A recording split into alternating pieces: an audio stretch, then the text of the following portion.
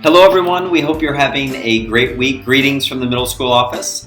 Now that we're up and running, we want to send a very short tutorial to share a couple of tips and tricks for navigating Google. There are three really specific things that we'll focus on in this short video today. One being how to create a filter in Gmail. And the reason this strategy and this trick is so valuable is because it helps with organization and navigating and sending emails into different folders to keep yourselves organized.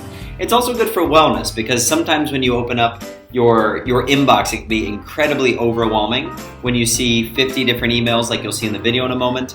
And so our hope is that we'll provide you with a strategy to help navigate that.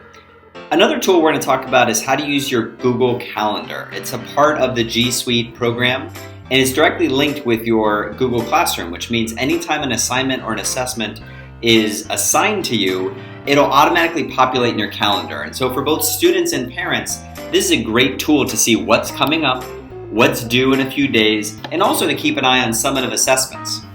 The final one we'll talk about is parent emails. Parents do not have credentials to log directly into a Google Classroom, unfortunately, but they do have access to receive emails on a daily or a weekly basis.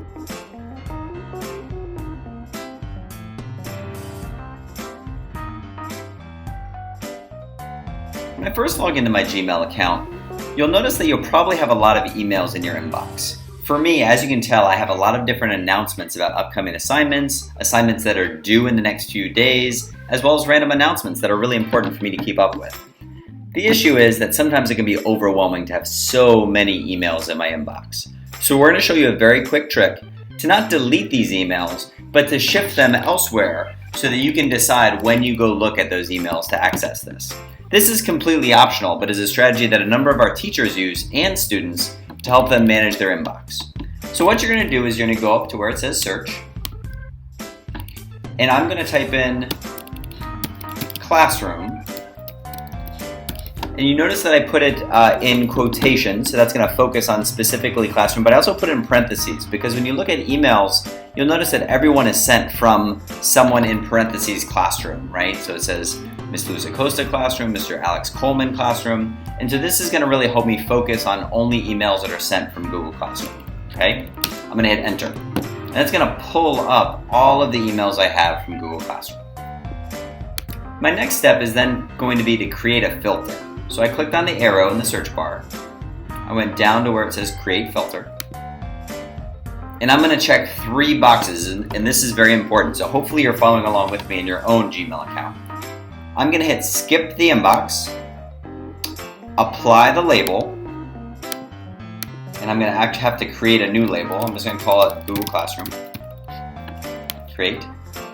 And you'll notice as soon as I do that, it pops up on the left, and that'll be important in just a moment when we talk about where these messages go. And then my last step is also apply filter to matching conversations. Okay, so I have skip the inbox, apply the label Google Classroom, and also apply filter to matching conversations. I'm going to hit create. It says my filter is created. That's great to see. Okay. And now all of a sudden my inbox is down to 2. So as you'll see, this is really helpful because then it lets me focus on emails that are specifically sent to me or maybe that are sent from other places like the ISP All. It might be sent from Mr. Kyle or Miss Caitlin. There are a number of different places that could be sent from, but this is nice because that lets you focus in on those. So this has my student schedule that was sent out and an email about upcoming ASA online registration from last week. If you'll notice though, over here on the left, it says Google Classroom and it says 60. If I click on that, I still have access to all of the emails that were sent, which is great because it can serve as a reminder for me to help me know exactly what's coming up. I can click on any of these at any point and it gives a really clear breakdown as to what it is, when it's due, and then I can click to open the assignment and actually get started on it. So again, we definitely don't want you to delete these emails, but it's very helpful to create a filter so that they go to the side of your classroom. Another tool that's really helpful within your Gmail account is your calendar. Your calendar is helpful because it automatically populates any upcoming assignments and assessments into your calendar. So it's a very quick place to see all that you have coming up in the next few days or few weeks. The way you access your calendar is by clicking over here on the waffle or the 9 little dots, the grid. And you'll see one of the options, of course, says calendar. So I'm going to click on calendar. And it's really nice because right away I'll see what assignments are coming up in some of my different classes. When I click on the assignment, it'll also give me a lot more details about it. So it gives me instructions as to exactly what to do, as well as a link to get more information. It tells me that the class that it's in. I see that this one, Persuade Me to Go to Venus. I have all of the instructions, and that's from my theater class, which is great. And I can even look ahead to next week. So this is a great way to think about long-term planning.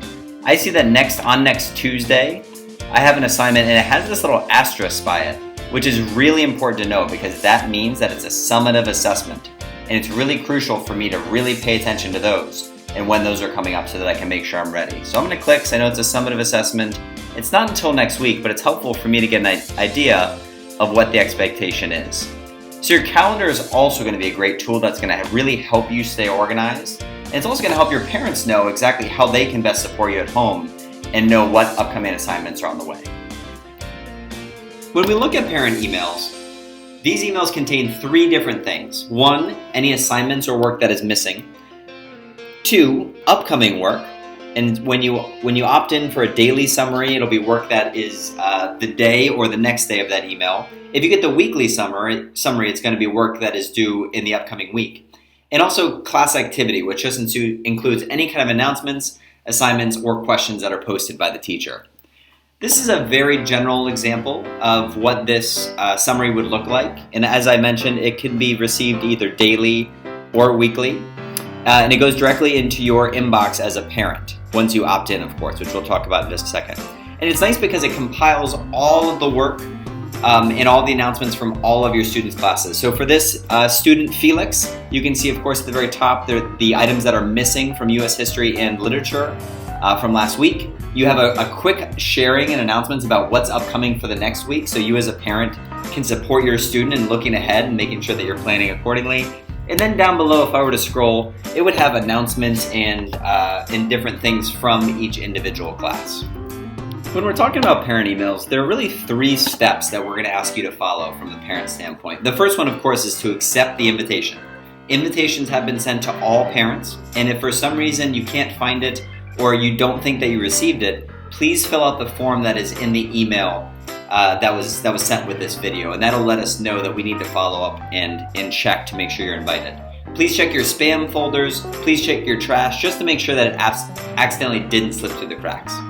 The second thing you need to do is to choose how often you want to receive these emails. You can receive them daily if you want to get a daily update about how your student's doing. You can also receive them on a weekly basis.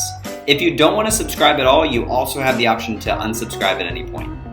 The third step that we ask is that you use these as a tool to engage with your students at home and engage in the learning. This is a great way for you to say, can I see blank, whatever that assignment was or that project that was due last week? Or maybe what did you choose for blank? Maybe they had to choose a specific historical event or a historical character, and you could engage in a conversation about that with your student. And then the other one is that accountability side is, I noticed that blank was late. How can I support you? Let's get your computer up now and start working on this. And so it helps both from engaging and learning about what students are doing, but also helps from an accountability standpoint to make sure that your student is keeping up with all of their responsibilities.